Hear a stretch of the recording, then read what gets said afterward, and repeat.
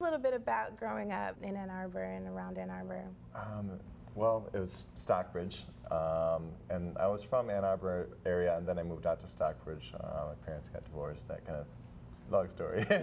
Anyway, where? It was very rural, and it was nice. It was nice living in the country, and there's all sorts of interesting things going on out there, like cows and farms and all that kind of stuff. Were you like singing to the cows? Yeah, but I was always, I always wanted to be like live in the city because it was just attracted me, all the diversity, like so much to learn, So that's why I'm in Detroit area now. Okay, and so from high school you came to Detroit, CCS? Yeah. Well, I knew I wanted to move out of Stockbridge soon because I moved out of in my senior year. I went to Ann Arbor because I wanted more education as far as like art and stuff goes. So I moved out to Ann Arbor, and then after Ann Arbor, I tried to move to New York for a little bit, and kind of fell through. So I went back here and I went to school at CCS. Okay, and so what did you gain from attending CCS?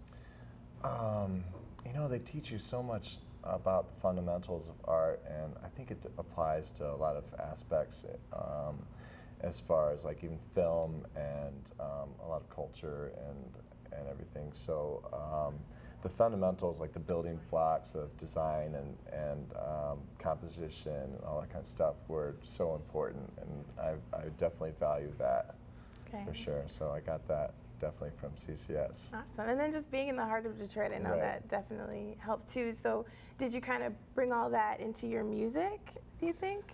A little bit. I think the music, as far as my originals go, are definitely more personal and relationship kind of oriented, I guess you can say.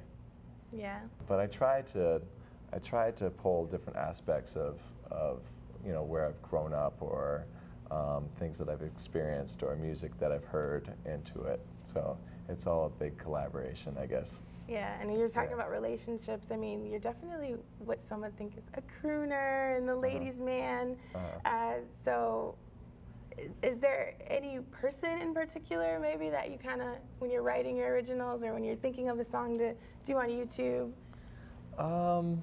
Not always. Sometimes I just make up a story, and just go off of that, kind of like a character, and if someone's like fighting or like a different stage of their relationship, I'll just go off of that.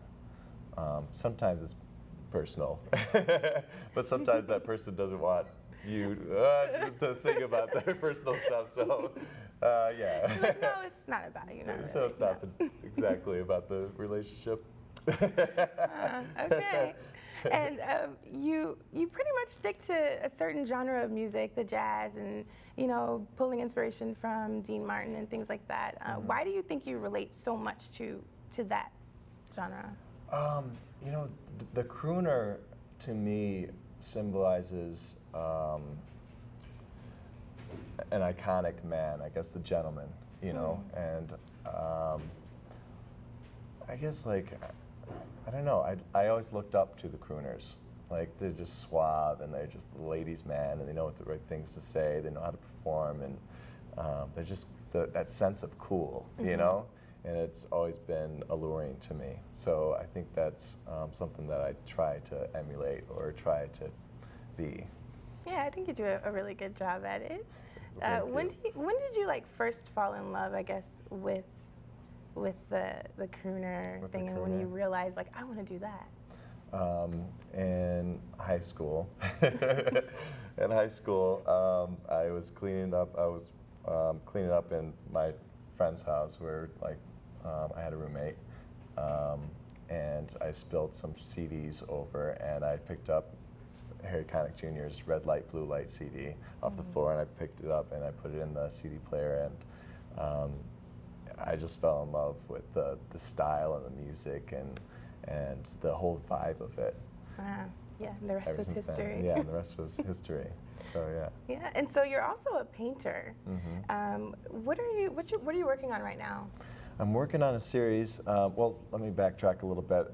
Ever since I was in 6th grade, I've been like selling art. And it's been commission pieces. So I've never really had like a exhibition of my own work. It's always been like I'll paint something and I've sold it.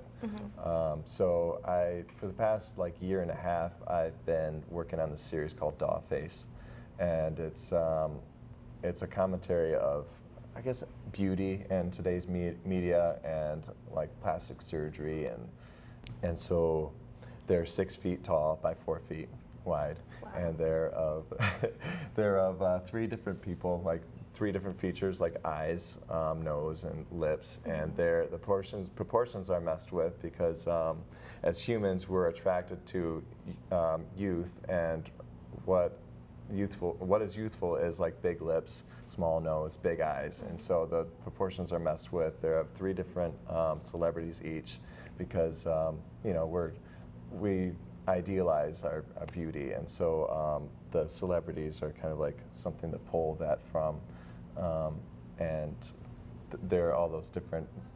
There's 7 of them total. Right. So so anyway, it's kind of representing, like, there's a bunch of stuff that's into it, but they're like representing like the 7 continents and like different races, and it also it kind of plays off of our tribal instincts and kind of stuff. Yeah, it's a little deep. And we get a little glimpse of it in your YouTube videos. Yeah. I know we see a little bit behind you, some of your artwork and things like that. Speaking of YouTube, how many views do you have on YouTube? I'm almost a billion? almost 5 million. 5 million. Almost 5 million Where do views. your fans are all over? Yeah. It's weird. You know, they give you like the insights of you know who's watching your videos and what countries, and apparently the UK and Germany are like big fans, and Brazil as well. So it's interesting because, you know, if I ever do like end up touring, which hopefully like pretty soon, I'll definitely like to hit around the U.S., but I'd like to go to the UK and Germany and Brazil and that kind of stuff. That would be great. And yeah. so what message do you want to convey, I guess, to everyone, to your viewers, when it comes to your music?